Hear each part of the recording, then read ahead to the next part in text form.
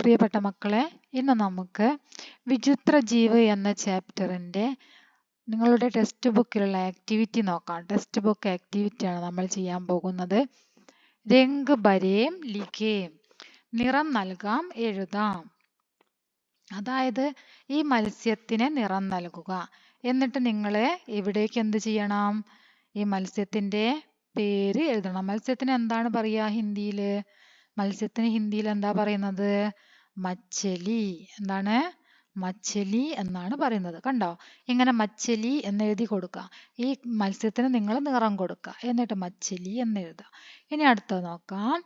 ഇതെന്താണ്? ഞണ്ടാണ് അല്ലേ? ഞണ്ട്. ഞണ്ടിന് എന്താണ് ഹിന്ദി പറയുന്നത്? കേക്കട. കേക്കട എന്നാണ് ഹിന്ദിയിൽ പറയുന്നത്. നോക്കൂ, ഇതാ ഇങ്ങനെയാണ് നിങ്ങൾ എഴുതേണ്ടത്. മനസ്സിലായോ? കേക്കട എന്ന് എഴുതാം. ഇനി അടുത്തത് ഇതെന്താണെന്ന് അറിയാലോ? മരം. മരത്തിന് എന്താണ് ഹിന്ദി പറയുന്നത്? പേട്. എന്താ പറയുന്നത്? പേട്. കണ്ടോ? അങ്ങനെ എഴുതി കൊടുക്കുക. മരത്തിന് നിറം കൊടുക്കുക. അതിനുശേഷം നിങ്ങളിവിടെ പേട് എന്ന് എഴുതുക. ഓക്കെ. ഇനി അടുത്തത് നോക്കാം.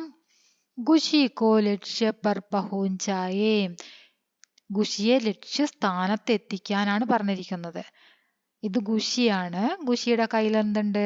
ബോളുണ്ട് അല്ലേ? ഖുഷി എങ്ങോട്ടേക്കാണ് ബോളിനുമായിട്ട് പോയത്? ഇതിൽ 3 പിക്ചർ കൊടുത്തിട്ടുണ്ട്. ഒന്ന് ഇതവിടെ താലാബ് കൊടുത്തിട്ടുണ്ട്, ഒന്ന് ടോക്കരി കൊടുത്തിട്ടുണ്ട്, ഒന്ന് ഗർ കൊടുത്തിട്ടുണ്ട്. എവിടേക്കാണ് ശരിക്കും നമ്മുടെ ഖുഷി ബോളും എടുത്തിട്ട് പോയത്? താലാബിൻ്റെ അടുത്തേക്കാണല്ലേ? കൊട്ടയുടെ അടുത്തേക്കുമല്ല, വീടിൻ്റെ അടുത്തേക്കുമല്ല. എവിടേക്കാണ് അവൾ പോയത്? അവൾ പോയത് താലാബിൻ്റെ അടുത്തേക്കാണ്. അപ്പം നമ്മൾ ചെയ്യേണ്ടത് എന്താണ്? അവൾക്ക് താലാബിലെത്താനുള്ള വഴിയാണ് നമ്മൾ കാണിച്ചു കൊടുക്കേണ്ടതല്ലേ? അപ്പം നോക്കാം, അവൾക്ക് താലാബിലേക്ക് പോകാനുള്ള വഴി എങ്ങനെയാണ് എന്ന് നമുക്ക് നോക്കാം. കണ്ടോ? ഖുഷി ഇവിടെയാണ് നിൽക്കുന്നത്. ഖുഷി നിൽക്കുന്ന സ്ഥാനത്ത് നിന്ന് അവൾ ഇങ്ങനെ പോന്നു. ദാ ഇങ്ങനെ വന്ന് ഇങ്ങനെ വന്ന് ദാ ഇങ്ങനെ പോന്നിട്ട് അവൾ എവിടെ എത്തി? ഇങ്ങനെ പോന്നു. അങ്ങനെ ദാ ഈ വഴിക്കൊക്കെ വന്നിട്ട് അവളിത് അവിടെ താലാബിലെത്തി. കണ്ടോ? എങ്ങനെയാണ് ഖുഷി താലാബിലെത്തിയതെന്ന് കണ്ടില്ലേ? അപ്പൊ നിങ്ങൾ എന്ത് ചെയ്യുക?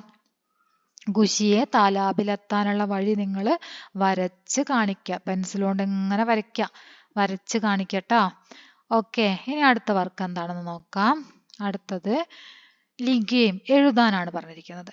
ഖുഷി ആർ ബോൾ കഹാം ജാ രഹേ ഹേ. ഖുഷിയും ബോളും എവിടേക്കാണ് പോയിക്കൊണ്ടിരുന്നത്? ഖുഷിയും ബോളും എങ്ങോട്ടേക്കാണ് പോയതെന്ന് നമ്മൾ പഠിച്ചത്? നോക്കാം എന്താണ് ആൻസർ എന്ന്. താലാബ്. എന്താണ് ആൻസർ? താലാബ്. താലാബ് പറഞ്ഞാൽ എന്താണ്? കുളം. താലാബ് എന്താണ്? കുളം. അപ്പൊ ഇതിന്റെ ആൻസർ എന്താണ്? താലാബ്. ഖുഷി ആർ ബോൾ താലാബ് ജാ രഹേ ഹേ. കഹാം എന്നുള്ളതിന്റെ ആൻസർ ആണ് താലാബ്. കഹാം പറഞ്ഞാൽ എവിടെ. എന്താണ് കഹാം? എവിടെ. കഹാം എവിടെ. അങ്ങനെ പറഞ്ഞു പഠിക്കണം കേട്ടോ. കഹാം. ഇനി ചിത്ര ദേഖേം ലിഖേം. അടുത്തത് നോക്കാം. ചിത്രം നോക്കിയിട്ട് നിങ്ങളോട് എഴുതാനാണ് പറഞ്ഞിരിക്കുന്നത്. ഇതെന്താണ്? ഈ ചിത്രത്തിൽ എന്തൊക്കെയുണ്ട്? വലിയൊരു മരം ഉണ്ട് അല്ലേ? പിന്നെ അതിന്റെ മുകളിൽ പിടിച്ച് തൂങ്ങി നിൽക്കുന്നത് ആരാണ്? ഒരു കുട്ടിക്കുരങ്ങൻ. കണ്ടോ? തൂങ്ങി നിൽക്കുന്നു. പിന്നെ അവിടെ വെള്ളത്തിൽ ഇതാ അവിടെ ചാടി കളിക്കുന്നുണ്ട് ഒരാള്. അതാരാണ്? മത്സ്യം. ഇതെന്താണ്? ഇതാരാണ് നിൽക്കുന്നത്? നമ്മുടെ കൊക്ക് അല്ലേ? ബഗുള, കൊക്കാണ്. പിന്നെ ഇത് മരം. ഇതാരാണെന്നറിയോ? ഇതാണ് മേട്ടക്ക്, തവള. തവളയാണ് നിൽക്കുന്നത്. അപ്പൊ ഇതിൽ ക്വസ്റ്റ്യൻ ചോദിച്ചിരിക്കുന്നത് യഹ് ക്യാ ഹേ, യഹ് കോൻ ഹേ. യഹ് പറഞ്ഞ ഇത്. യഹ് എന്താണ്? ഇത്. യഹ് ഇത്. ക്യാ പറഞ്ഞാൽ എന്ത്. ക്യാ എന്ത്. ക്യാ എന്ത്.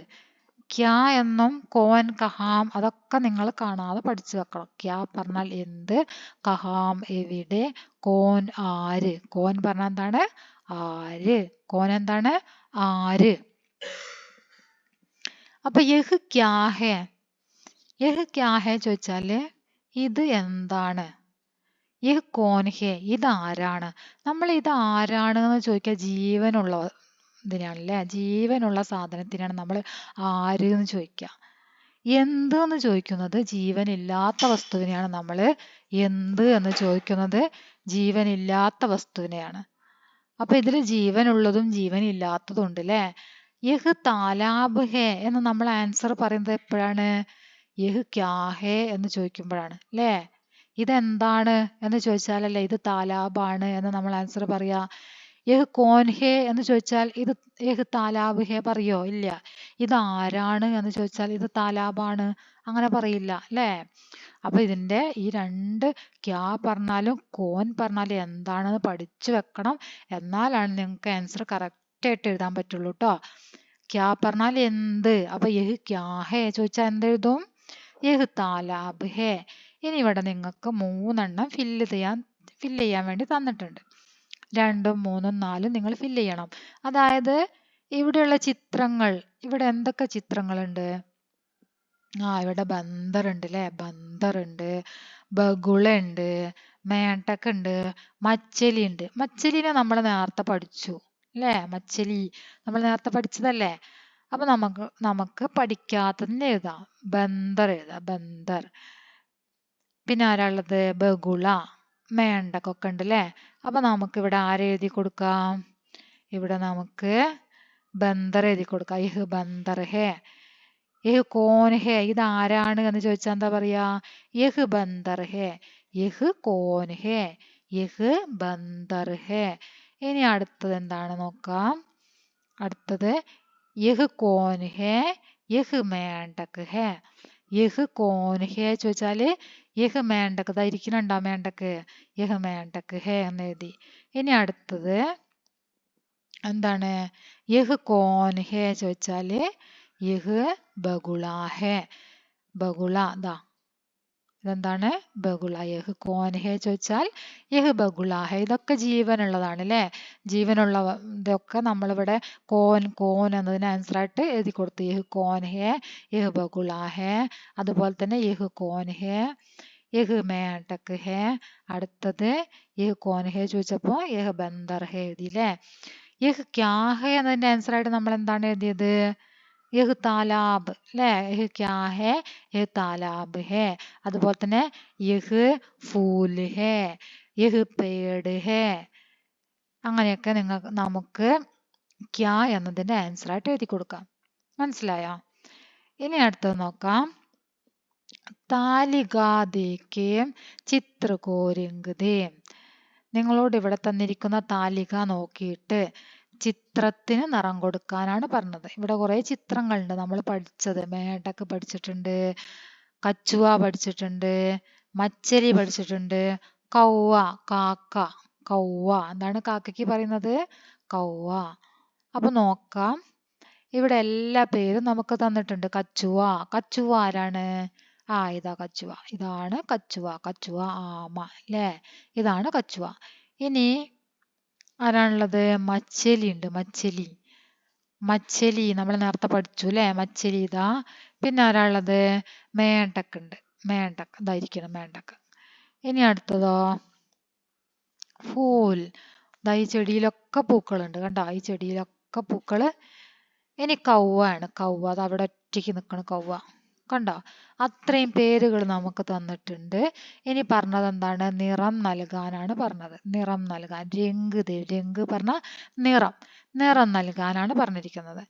ഇത് ബ്രൗൺ നിറമാണ്. കച്ചുവയ്ക്ക് നമ്മൾ ഏത് നിറ കൊടുക്കേണ്ടത്?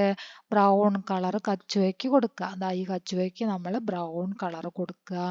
പിന്നെ ഇതിൽ തന്നിരിക്കുന്ന നിറാണ് നമ്മൾ കൊടുക്കേണ്ടത് കേട്ടോ.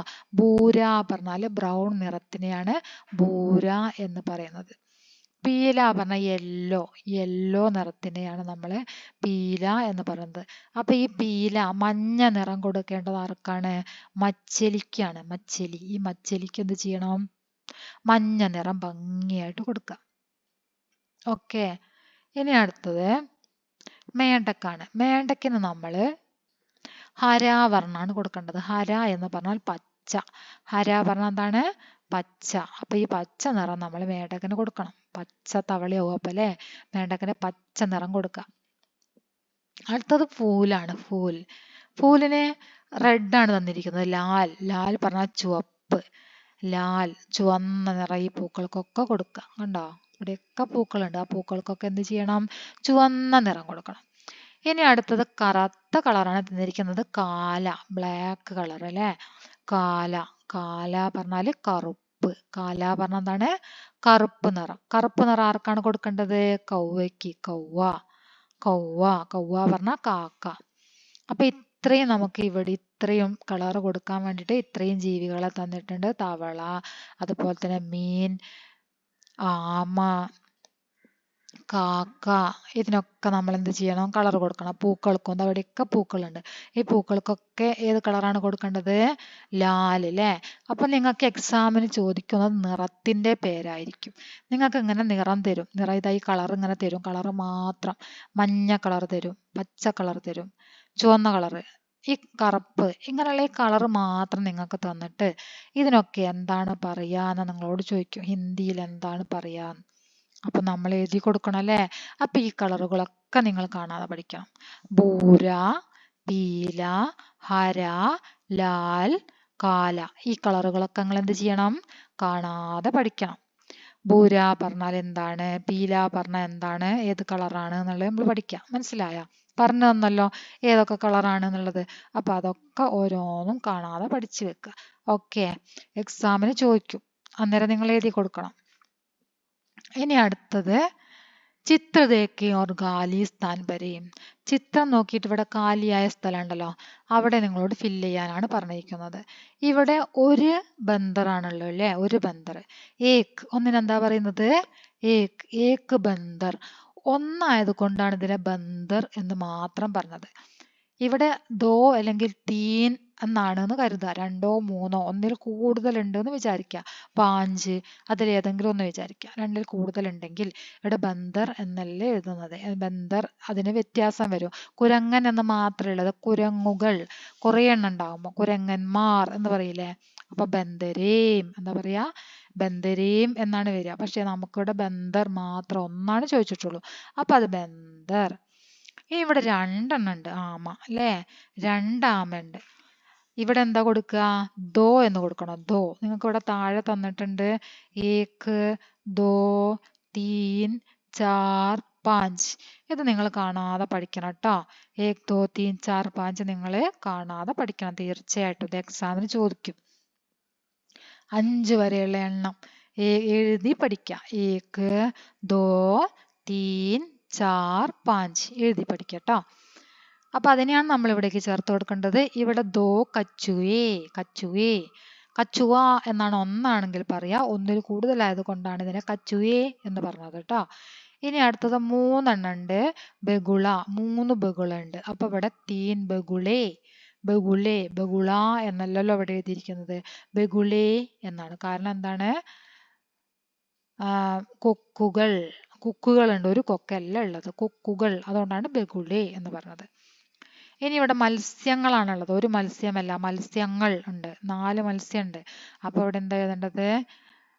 ചാർ. കണ്ടോ? ഇവിടെ ഉണ്ട് ചാർ. ആ ചാർ അതേപോലെ ഇവിടേക്ക് എഴുതുക. ചാർ മച്ചലിയാം. മത്സ്യങ്ങളായതുകൊണ്ടാണ് മച്ചലി എന്ന് എഴുതാതെ മച്ചലിയാം എന്ന് എഴുതിയത്. ഓക്കെ. ഇനി അടുത്തത് ഫൂലാണ്. ഫൂൽ. ഇവിടെ ഒരുപാട് പൂക്കളുണ്ട് അല്ലേ? 2, 4, 5 പൂക്കളുണ്ട്. പക്ഷെ ഇവിടെ ഫൂൽ എന്ന് മാത്രമാണ് എഴുതിയിരിക്കുന്നത്. പൂക്കൾ എത്ര എണ്ണായാലും 5 ആയാലും 10 ആയാലും 20 ആയാലും ഒക്കെ പൂക്കൾക്ക് ഫൂൽ എന്ന് മാത്രമാണ് എഴുതുന്നത്. അതിന് മാറ്റമില്ല. ഓക്കെ. പൂക്കൾ ഒരുപാടുണ്ട്. 10 ഉണ്ട്, 20 ഉണ്ട്, 100 ഉണ്ട്. എത്ര എണ്ണായാലും നമ്മൾ പൂക്കൾക്ക് എന്താണ് എഴുതി കൊടുക്കുക? ഫൂൽ എന്ന് മാത്രമേ എഴുതുള്ളൂ. മനസ്സിലായോ? അപ്പൊ ഇവിടെ 5 ഫൂൽ, 5 പൂക്കൾ. അപ്പുറത്ത് എന്താണോ എഴുതിയിരിക്കുന്നത് അതിനനുസരിച്ചാണ് നമ്മൾ പൂവ് ഒറ്റയ്ക്കാണോ അല്ലെങ്കിൽ ഒരുപാടുണ്ടോ എന്ന് മനസ്സിലാക്കുന്നത്.